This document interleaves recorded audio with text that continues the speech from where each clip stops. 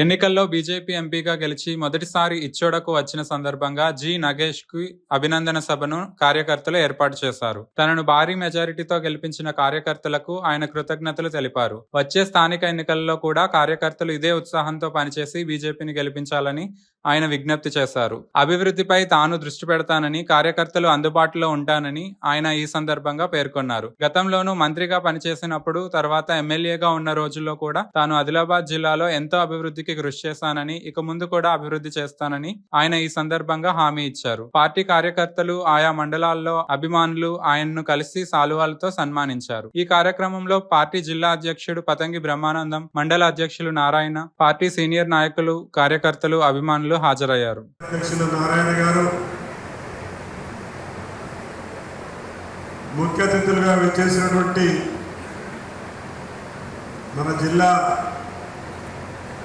అధ్యక్షులు బ్రహ్మానంద్ గారు, సీనియర్ నాయకులు వాంపే గారు, బాబారావు పటేల్ గారు, మానాజీ గారు, భీమిరెడ్డి గారు,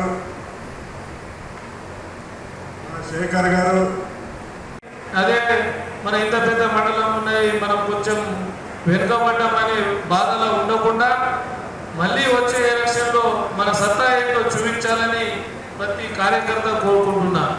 ఎక్కడ మరి సమన్వయ లోపం. కాబట్టి మనమందరం కూడా సరే మన జరిగినటువంటి ఎన్నికలు ఇందాక చెప్పినట్టుగా అనేకమైనటువంటి ప్రలోభాలకు చేసినప్పటికీ కూడా ఎక్కడ భారతీయ జనతా పార్టీ నాయకులు, కార్యకర్తలు లొంగలే. సరే అక్కడ కొందరు ఉండొచ్చు,